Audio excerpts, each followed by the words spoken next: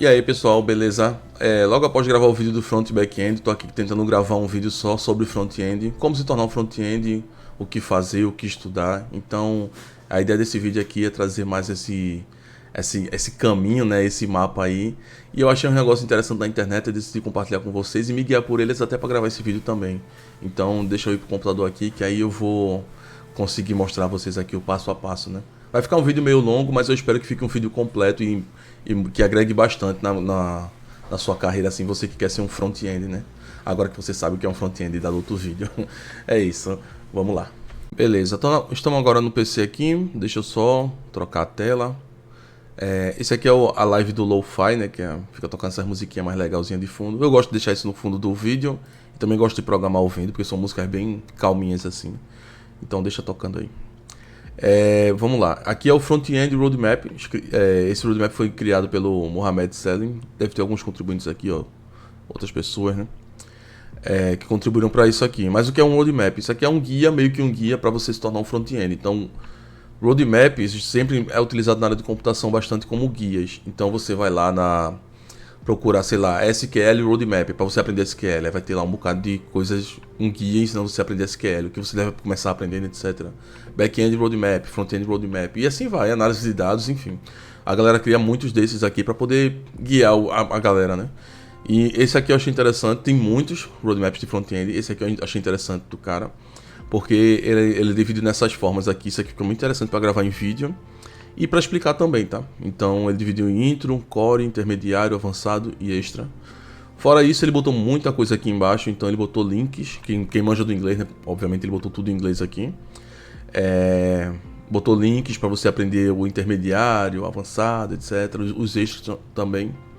Então eu vou deixar o link na descrição aí desse GitHub aqui, para quem tiver interesse em ver o que ele adicionou nos comentários. Mas o nosso foco desse vídeo vai ser basicamente isso aqui, onde eu vou me guiar por aqui e vou tentar apresentar para vocês como se tornar um front-end. Eu achei bem interessante essa abordagem que ele criou, então vai ser muito legal para a gente ir destacando aqui algumas coisas, né? Beleza? Vindo aqui para o core, tem HTML5, CSS3, Tailwind CSS ou Bootstrap. Isso aqui é um ou, tá? Essa barrinha aqui. Se você está estudando programação lá pelo Guanabara, que eu indiquei lá, ele tem lá o ou desse, e outras linguagens também usam ou assim também. E controle de versão, versionamento, que é basicamente Git, GitHub, ou GitLab, ou qualquer outro site que hospede código, versionamento de código. Mas vamos lá, o core aqui, que é basicamente o HTML, a linguagem de marcação. Tem gente que fica puto quando chama de linguagem de programação, mas é uma linguagem para marcar lá algumas coisas, tags, etc. Então você tem que estudar HTML para poder desenvolver front-end. É muito interessante estudar HTML, porque você aprende HTML, você aprende outras coisas também lá. Integrado a ele, você vai ter o CSS, que é para dar um estilo ao HTML. Você vai fazer um HTML lá meio feiozão. Posso até explicar depois o que é um HTML, um CSS e tal. Mas são tecnologias aí que você vai utilizar para trabalhar como front-end. E essa aqui é a que deixa tudo bonitinho, e essa aqui é o que dá estrutura, né? O povo gosta de separar dessa forma, o esqueleto e o corpo, e a vestimenta, né? Aí ele indica aqui Tailwind, CSS ou Bootstrap. Tailwind e Bootstrap, deixa eu pesquisar aqui. Tailwind, só para mostrar para vocês um exemplo. Aqui, já estava acessando já. É mais ou menos um framework, né? Uma plataforma que usa CSS, mas deixa tudo prontinho para você. Então você saberia o CSS, mas aí utilizaria ele de uma forma mais abstrata, né? Uma forma mais superior. Então, por exemplo, você só bota as classes aqui, como ele está fazendo aqui, ó, fonte médio, classe fonte médio, e aí ele vai editando o tamanho das coisas e coisas desse tipo. Então o Tailwind ele é utilizado para facilitar muito o seu dia a dia, porque aí você não precisa estar criando o CSS, né? O CSS já está criado e você só utiliza. Alguém criou o CSS e você só utiliza. E aí, ó, ele fazendo os ajustes só mudando as classes, ele não está mudando CSS em nada, só está adicionando classe. Então isso aqui é bem interessante para você utilizar no seu dia a dia, e algumas empresas elas pedem isso. O Tailwind, né? O Bootstrap também, Bootstrap é basicamente a mesma coisa, só que ele vem com componentes, né, que são coisas diferentes aqui. Então, deixa eu ver aqui, exemplos, né? Não tem um exemplo bonitinho, velho. Pronto, aqui, exemplo, vamos lá, header. Então ele tem vários exemplos de header. Então, Mob, eu quero programar um header, um cabeçalho na minha aplicação lá. Eu venho aqui no Bootstrap, instalo o Bootstrap e chamo o componente header, e já vem tudo prontinho. Então você pode escolher alguns desses, copiar o código dele, colar no seu código HTML e CSS com o Bootstrap instalado, né? E aí já vai ficar bem bonitinho em cima da sua tela, assim, o componente já prontinho. Então a diferença que eu enxergo assim bastante do Tailwind pro Bootstrap é que o Bootstrap já vem com um componentezinho já pronto, né? Aqui, ó, alerta. Então ele já vem com esses alertinhas aqui, os botões dele já vem já tudo customizado. Aqui, ó, você consegue fazer esses botões aqui. No Tailwind, para você fazer isso, você teria que botar as classes que ele tem lá pronto, né? E ir utilizando. Aqui não, aqui já vem pronto já um bocado de coisa. E aí você consegue utilizar isso aqui no dia a dia, né? Tem muita gente que acha interessante usar o Bootstrap. Também tem outras plataformas lá que fazem a mesma coisa do Bootstrap do Tailwind também. Mas eu acho que ele indicou isso aqui por ser as mais famosas na época que ele escreveu isso aqui, né? Mas aí, eu acho que se aprender a utilizar uma dessas, você consegue aprender com mais facilidade a utilizar as outras. Então por isso que ele indicou aqui essas que são as principais. E qualquer coisa, se você for arrumar um emprego que use outra, Material por exemplo, ou qualquer outra, você vai ter já uma base e vai ser mais fácil de transferir. E controle de versão é basicamente o que a galera fala lá nas vagas de emprego, Git, GitHub, que é como você vai versionar o seu código, né? Você programa o seu código no PC, mas você não vai deixar na sua máquina ou na sua pastinha lá e depois voltar para continuar o código, até porque geralmente o trabalho é feito em equipe, então a gente tem que hospedar esse código em algum lugar e gerar versões dele, né? Por exemplo, eu programei hoje, aí fulaninho 2 vai programar amanhã e aí ele vai fazer a versão dele amanhã. E aí tem que sair gerando versão. E aí você tem que entender como funciona isso. O site mais utilizado para isso, eu acredito que seja o mais utilizado hoje em dia, apesar de ter outros, é o GitHub, que é onde o próprio cara hospedou esse roadmap. Então muita gente utiliza o GitHub como plataforma de versionamento. E dá para fazer muita coisa com o GitHub, tá? Então eu recomendo, se for estudar, acessar o GitHub aqui, procurar tutorial no YouTube de como fazer isso. Eu acho muito interessante. Fechando aqui o core, eu demorei um pouquinho falando sobre o core, mas eu acho que fica melhor assim, porque tem que ser bem completinho esse vídeo aqui. E isso aqui é o core, né? Sem isso você não consegue aprender o intermediário, nem avançado, nem nada. Então, qualquer dúvida que tiver sobre o core aí ou a intro, deixa nos comentários aí que a gente vai seguindo. Mas vou respondendo também assim que for surgindo, né? Vamos nessa, vamos pro intermediário agora. Aqui no intermediário a gente tem mais uma linguagem, né? Que é o JavaScript. Ele indica que ele botou de forma separada, mas eu acho que isso aqui deveria ser meio junto. Mas enfim, a sintaxe do JavaScript, né? Aprender a programar em JavaScript, basicamente, e praticar com a sintaxe do JavaScript. É o intermediário dele aqui. Eu concordo, tá? O JavaScript é bem após o HTML e CSS. Eu acho que você estaria furando a fila se você fosse direto para o JavaScript e ignorasse esses dois aqui, porque o JavaScript geralmente para aplicações mobile e web, se você for fazer ali um mobile com React ou coisa do tipo, vai depender muito desses dois. Então se você não souber fazer muito bem esses dois, você não adianta muito saber JavaScript, né? Mas é relativo, mas para front-end eu acho que está muito ligado, né, esses três aqui. E principalmente esses dois que vêm antes, para front-end, tá? Pra depois dizer, mas JavaScript tá passando back-end. Não, tô falando de front-end aqui. E vamos seguir dessa forma, para não bagunçar tudo. Construir projetos é muito importante. Você construir projetos bestinhas mesmo. Tem muita ideia na internet. Você pode pesquisar na internet lá. Sugestão de projeto web, sugestão de projeto front-end. Aí vai ter lá calculadora que a galera faz. Negócio de supermercado. Enfim, to-do list, que é a lista de afazeres, né, em português. Enfim, tem uma infinidade de projetos que você pode fazer nessa fase intermediária aqui com esses três, HTML, CSS, JavaScript. Você já consegue fazer alguns projetinhos muito interessantes. E isso é importante para, antes de você seguir, você ter consolidado esses três aqui na sua mente, né? Então eu acho muito importante esse passo aqui, tá no intermediário. Mas podia estar no avançado. No avançado você também vai construir projetos, mas você vai construir projetos avançados, né? Então isso aqui serve muito para consolidar na sua cabeça esses três carinhas aqui. E enquanto você vai construindo projetos, você vai estudando conceitos avançados de JavaScript. Porque vai chegando projetos assim, tipo calculadora é mais fácil, aí tem lá to-do list que é mais fácil. Mas vai chegando alguns projetinhos que você vai pegando aí na internet, sugestões ou até freelance mesmo, sei lá, se você conseguir pegar freelance. Vão precisar de conceitos mais avançados de JavaScript. e até do próprio navegador mesmo, né? Então, utilizando JavaScript em cima do navegador, da internet, para poder precisar fazer coisas mais rebuscadas, né? Então, enquanto você está construindo projetos, você vai ter uns conceitos avançados aqui de JavaScript. Obviamente não dá para saber todos, porque JavaScript é uma linguagem muito grande e ela supre muita coisa, mas eu acho que os principais conceitos avançados aqui você vai se deparando com eles ao longo da construção dos projetos. Uma coisa que eu esqueci de falar é quando saber que eu estou pronto para avançar o passo, né? A introdução é mais uma explicação ali dos conceitos, o core é essas linguagens aqui mais básicas, e o intermediário são JavaScript. Então, como saber que eu posso avançar do core para o intermediário? Quando você entendeu, você vê que você entendeu o HTML, CSS, por exemplo, quando você for estudar HTML, CSS, geralmente os cursos, eles botam um desafiozinho, uns exercícios, alguns projetinhos para fazer.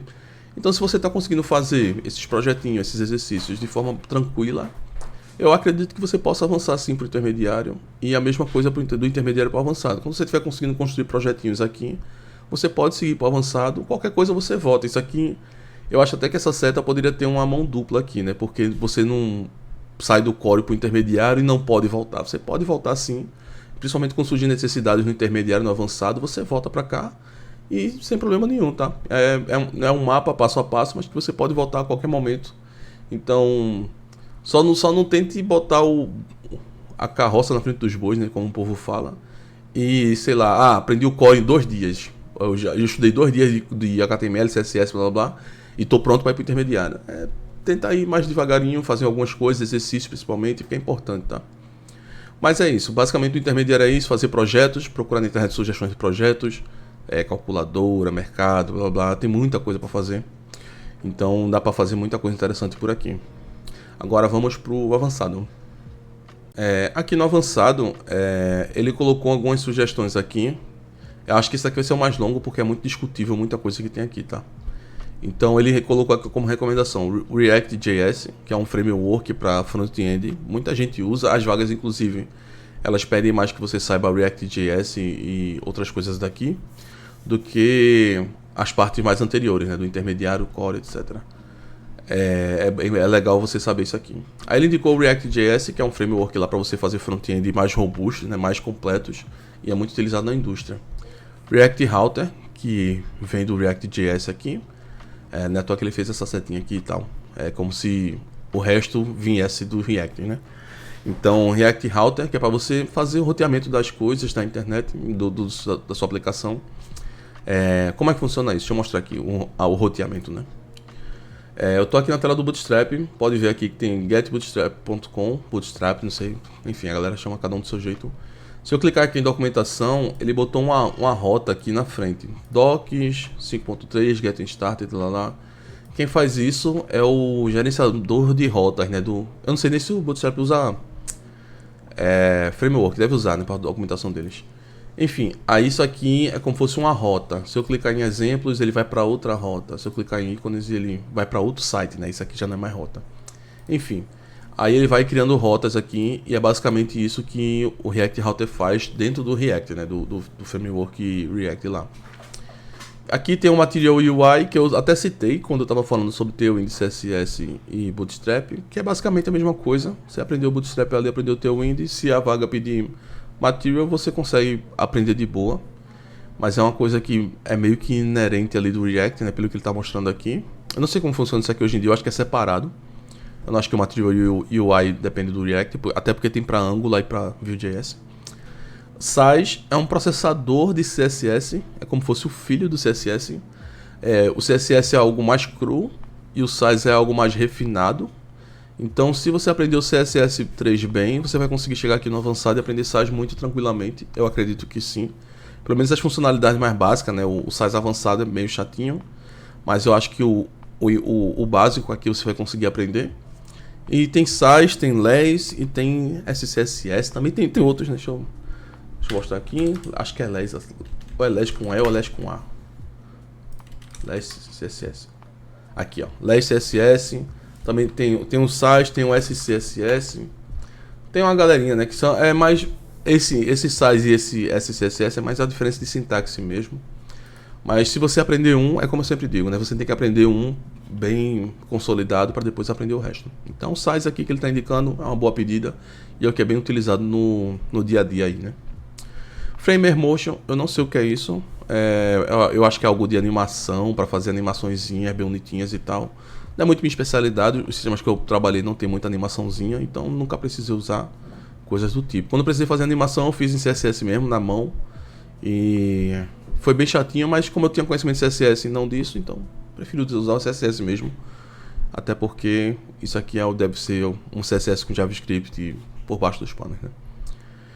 Redux, ele repetiu 2 vezes aqui, eu não sei porquê.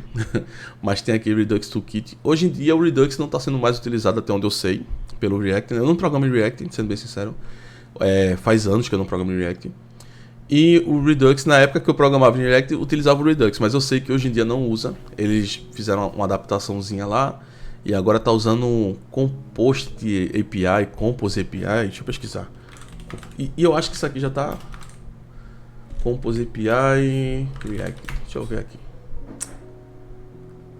Eu não sei o nome certo disso, mas ele está usando já outra coisa e parece que essa outra coisa já está sendo substituída. Então isso aqui está um pouco desatualizado. Até porque esses frameworks aqui, eles andam na velocidade da luz. Então, para acompanhar eles, você tem que trabalhar com ele todo dia e estar atualizando sempre no seu projeto. Então, eu não indico isso aqui. Eu indico você pegar o React mesmo, ver o que ele está usando. Eu acho que ele está usando essa Compost API, Compose API, algo do tipo. E o Redux fica aí caso a empresa utilize, né? Seja uma vaga de um sistema mais antiguinho que ainda utilize o Redux. Aí eu indico estudar, mas é uma complexidade que talvez não seja necessária porque você vai pegar um projeto mais recente, né? Muito provavelmente você vai pegar um projeto que não utiliza Redux. Então, essa é a minha sugestão. Lendo aqui o avançado. Agora eu vou dar meu ponto de vista particular, né, sobre o avançado. O avançado ele pode ser dividido em 3 coisas, que eu acho que esse cara falhou aqui em dividir. Deixa eu só pausar o vídeo aqui e vou voltar. Esse cara aqui, pelo menos aqui no avançado, é uma coisa que eu adicionaria mais, mas aí eu acho que ficaria muito complexo. Acho que ele não fez isso já para não ficar complexo, tá? Que o avançado ele poderia ser o Vue.js, que é um framework do JavaScript também para front-end, e o AngularJS. Deixa eu mostrar aqui para vocês. Vue.js. O Vue.js é um framework progressivo de JavaScript para front-end, basicamente. Então, esse Vue.js é meio que o substituto do React.js. Então, quando você for ver lá na vaga, geralmente a vaga vai ter lá front-end, desenvolvedor front-end. E aí vai ter desejável experiência com React. Mas também se tiver Vue e Angular, você também é aceitável, né? Porque o cara que aprendeu ele pode aprender os outros 2 tranquilamente. Então tem um Vue.js, que é esse daqui, que é também não é rival, né? Mas é uma opção alternativa para o React. Deixa eu mostrar o próprio React aqui também, já que estamos mostrando aqui. O próprio React é esse carinha aqui, tem o símbolo dele é bem bonitinho, que é um átomo, eu gosto bastante. E é basicamente isso aqui, né? Pode ver que ele usa um HTMLzinho, algumas coisinhas dele mesmo, enfim, isso aqui você pode ir estudando lá depois, né? Vai ficando mais complicado que ele vai usando JavaScript aqui dentro, enfim. Esse aqui é o React, esse aqui é o Vue e tem um Angular também. Angular, ou Angular, para quem quiser rebuscar mais, né? Aqui chamamos de Angular. Também é um outro frameworkzinho, que esse aqui é o que eu trabalho bastante com ele. É um framework muito interessante. Ele utiliza TypeScript, que é uma linguagem, uma extensão do JavaScript, né? E dá para trabalhar bastante com ele como front-end. Então eu acho que esse cara ele poderia ter botado as 3 opções aqui: ou Angular, ou React, ou Vue. E aí a pessoa escolheria um e seguiria o roadmap desse carinha. Mas eu acho que como ele só trabalha com React, ele indicou o que ele trabalha, né? Se fosse eu fazendo aqui, eu indicaria o do Angular, porque eu trabalho com Angular. Mas enfim, tem essas opções também. Aí, Moab, qual você me indica estudar? Pô, cara, eu acho que os 3 hoje em dia têm a mesma dificuldade de aprender. Os 3 têm a mesma dificuldade de aprender. Então, pegue um. A documentação dos 3 são muito boas. Tem muito vídeo na internet dos 3. Então, eu acho que é mais escolher um. Siga o React também. Pode seguir o React aqui, que é a indicação do cara. E seja feliz, velho. Eu realmente não tenho preferência por nenhum dos 3. Eu gosto... Também tem um, que é o Smelter... Front-end. Não vou lembrar agora o nome, velho. Mas é um com S. Ele começa com S e tem mais um front-end, um framework front-end aí. Mas para não confundir a cabeça de vocês, esses 3 são os mais utilizados, né? Do avançado é isso. Eu acho que o size aqui, que é o complemento CSS, Material UI é basicamente esse daqui, o core. Pode ver como se relaciona as coisas, do core para o avançado, do core para o intermediário. Então, se você aprendeu bem um core, você vai aprender o resto todinho, muito tranquilo. Por isso que eu digo para perder mais tempo aqui, tá, no core. Porque aprender isso aqui, você vem para cá. Aí JavaScript é tudo usado aqui no React, né? Como vocês viram lá no próprio site deles. E o extra, vamos aqui pro extra aqui rapidinho pra gente dar uma olhada. Agora eu vou comentar o extra e vou comentar o good to know, né? O que é bom saber. Então aqui tem um extra, que é basicamente TypeScript. TypeScript é uma linguagem que foi criada a partir do JavaScript, né? Como o JavaScript fosse algo menorzinho e o TypeScript englobasse o JavaScript. Porque aí você consegue ter mais algumas coisas interessantes aqui, alguns ganhos muito bons. Em compensação fica um pouco mais complexo. Eu, particularmente, hoje em dia, já recomendo você aprender TypeScript direto. Não aprender JavaScript, ou aprender, seja lá, só a sintaxe básica, e já vir para cá para aprender logo o que é melhor, né? O que é certo. Pelo menos eu enxergo dessa forma. Aí fica a seu critério. Next.js é um framework também que ele já faz tudo. Basicamente, ele, se eu não me engano, ele faz front e back-end. Eu não cheguei a utilizar. Não. Next.js é o que... é o React para servidor, se eu não me engano. Enfim, é um framework a mais, que é um nível acima, né? Pode reparar que os extras aqui são níveis acima. TypeScript níveis acima do JavaScript. Next é um nível acima do React. Firebase é uma forma de você brincar ali como back-end, só que de uma forma mais tranquila. Você não vai fazer o back-end todo na mão. Deixa eu abrir o Firebase aqui. É do Google. Dá para você brincar um pouquinho com ele. E você fazer meio que seu back-end aqui nele sem precisar ser um expert em back-end, né? Então você consegue criar aqui, ó, a estrutura do back-end, monitorar, engajar, enfim. É um produto do Google que você provavelmente pode aprender, mas geralmente as empresas não usam muito Firebase. Geralmente quem usa isso aqui é startup. Porque a galera prefere fazer seu próprio back-end, sai mais barato, né? O Firebase é meio carinho para manter. Principalmente quando for aumentando assim a quantidade de usuários. E teste, né? Teste de front-end, teste de unidade, teste de integração. São a categoria lá de testes automatizados para front-end, porque você toda vez que for lançar uma versão da sua aplicação, você não vai ficar testando na mão ela, né? Geralmente a galera automatiza isso. E quando gera uma versão, o próprio sistema já testa. Então é bom saber um pouquinho de teste ali, porque você garante um mínimo de qualidade no seu código e no seu sistema. E aí ele botou aqui, né, bom saber também, né, good to know, ou bom saber em português. Aí ele botou aqui, saber pelo menos uma linguagem de programação, seja JavaScript, C++ ou Java. É muito bom, porque você já entra nesse ciclo aqui, sabendo uma linguagem de programação. Por isso que eu indico, o primeiro passo é você aprender uma linguagem de programação. Por isso que eu sempre digo, assim, uma linguagem de programação é estudar o Guanabara antes, que lá ensina Python. Ele não botou Python aqui, mas eu acho que Python também é uma boa pedida para poder aprender.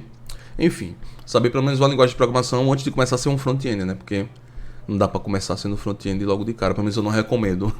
Pode ser que alguém tenha conseguido, mas eu não recomendo. Fundamentos em algoritmos e estrutura de dados, para você saber o que é uma lista, para você saber o que é um array, e saber alguns algoritmos também de ordenação e etc. Você tem uma base computacional, né? O que ele está dizendo aqui basicamente é ter uma base computacional, estude antes de chegar no front-end de fato. E aqui entender alguns conceitos de orientação de programação orientada a objeto. Programação orientada a objeto, que é POO em português ou OOP em inglês, né? Então, o que ele botou aqui é saiba um pouco de computação antes de meter a cara para front-end. É basicamente o que tem aqui escrito. Saiba uma linguagem, saiba os básicos de algoritmo, saiba o que é uma linguagem orientada a objeto, e aí você consegue fluir isso aqui mais de boa, porque você já vai ter na cabeça coisas de programação. Então você já vai estar pensando um pouco como programador e não vai chegar aqui de mãos vazias. Então é basicamente isso que ele quer dizer, e eu concordo bastante, e eu reforço muito isso nos outros vídeos que eu gravo, tá? Eu falo muito isso, porque tem muita gente que chega aqui, quer ser front-end e nunca fez um if else, então não vai rolar para você porque você não sabe nem o básico da computação. Então você tem que ter pelo menos uma base ali sólida, muito boa, para chegar aqui, né? Até porque quando for chegar no avançado você vai se quebrar todinho. HTML e CSS você ainda consegue aprender sem saber programar, porque são linguagens entre aspas, né? São lógicas muito diferentes assim, e você consegue montar os bloquinhos, etc. Mas quando vai avançando aqui, JavaScript já não consegue, e o avançado muito menos. Então, o que eu recomendo é quando você aprender isso aqui, né? Que tem até o vídeo lá do como iniciar na computação. Depois de você iniciar na computação, você vem pra cá e segue o passo a passo, que vai ser muito mais suave e menos frustrante também.